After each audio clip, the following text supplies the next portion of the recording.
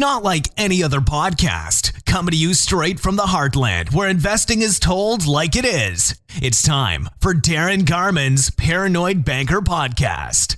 Hold on, because here comes the next episode of the Paranoid Banker Podcast. Well, hey everybody, Darin Garman here, and today's podcast we're going to discuss I guess I'm going to go along the same theme that I did with my email earlier today. And if you've read my email already today, you know that's about my middle daughter Mallory, who is graduating from college at the end of this. Actually, the activities are this Friday and Saturday. It's coming Friday and Saturday, and so it's interesting. I mean, there's a lot of things I could discuss about that as a father and as someone that's, supported his daughter all of this time and, looking forward to her, now becoming a contributing member of society and all of that. But we're gonna skip all that and, the father's, pride of his daughter graduating, and I'll spare you all of those things because we're going to talk mainly about how this really has a lot to do with our investing and your investing. So if you backtrack 4 years ago, Mallory was really wanting to make sure she made the right decision in choosing a school to go to. Now, she's a teacher. She has a teaching degree. She'll be teaching K through 12. And so, going to a school that, not only had a reputation for, I'll just say it plainly, cranking out really good teaching students and being able to hook students into great teaching careers is obviously important. Like any major, you really want for your child, grandchild, whatever it is, nephew, niece, you name it, you're probably thinking that whatever they think they may want to do, it pays for them if they're going to go to college, maybe even a trade school, doesn't really matter.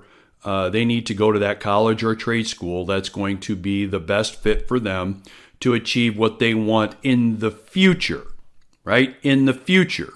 So you're looking down the road here when you're making that decision. You're not looking at, well, how great is this going to be in 6 months? How great is this going to be next quarter? How great is this school going to be 12 months from now? It all is really predicated on how do we think the future will look 4 years from now, 5 years from now, 6 years from now, when they, Mallory in this case, goes out and secures a job and starts, the most important part of her life in being an adult and being a contributing member to our society and like I said, being an adult. That's really what it's all about. And we as parents and grandparents and aunts and uncles and all that want our kids and grandkids and everybody else and nieces and nephews to be as successful as possible. So what's my point with all of this? My point is we are making decisions based on the results we're looking for years down the road. And the same really goes for investing. And that's really the way that I look at investing and the way that I think you should look at investing. It's not so much about how great is this going to be next month? How great is this apartment community going to be 6 months from now? Holy crap, what kind of return am I going to get from this apartment community in a year or 18 months? Even though those are important questions, even though those are conversations that we want to be having, either with ourselves or whomever we're working with, that's not really the point. The point really is, what is this investment going to do for me 3 years from now? What's this investment going to do for me 5 years, 7 years from now? What's my net worth? What's my overall financial picture going to be in the future? Not next quarter, not 12 months from now, not 18 months from now, but 4 years from now, 5 years, 7 years from now. Okay, so we need to be, as investors, looking into the future far further than what most of us may be accustomed to doing. All right, so what do a lot of us do? We look at investments like, oh, what's my return going to be on that like right away? So I have investment partners, a lot of them, hundreds of them. And, I get the question from them once in a while. And I get the question from new investors joining any of our investments or partnerships here. A lot of the questions are, well, what kind of return can I expect in the next quarter? Or what kind of distribution is there going to be next quarter? What kind of return in cash flow am I going to have over the next 8 to 12 months?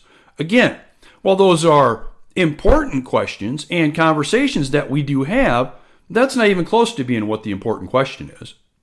Right? The important question is, what's this investment going to be 2 years from now, 4 years from now, 5 years from now? What is my financial world going to look like, and what's the benefit to me going to be at that point in time?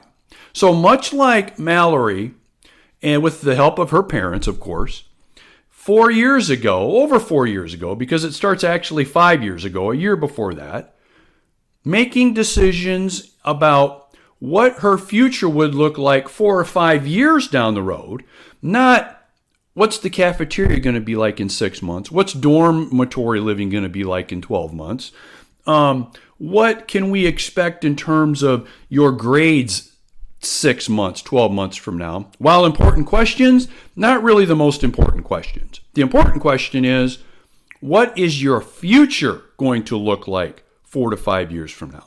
And that's the foundation and the base that we operate from here in the Heartland, and that I operate from.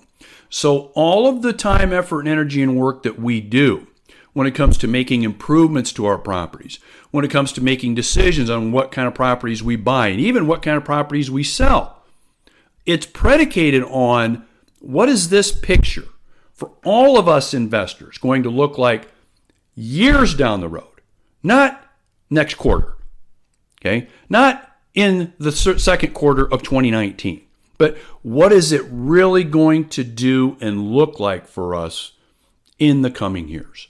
Okay, and I would say the most important decisions you can make, whether it's your regular money, especially your IRA or 401k money, really should be predicated at least in some way around this question. Okay, any other way of looking at it, short term, you're not really an investor, you're a speculator. That's really what you are. So if you're not interested in anything that has less than a 20% return over the coming year, you're a speculator. If you have no interest in anything that's not going to give you at least a 12 to a 15% return in the next 18 months, you're a speculator. You're not an investor. You're a speculator. All based on hope of short-term gain. And that's not the game we play here. And I don't think it's the game that investors should play in general. Now, to each his own. Everybody's got their own choice, and that's all good. But think about your investing. What is your picture going to be in the coming years? Not the coming quarter, okay?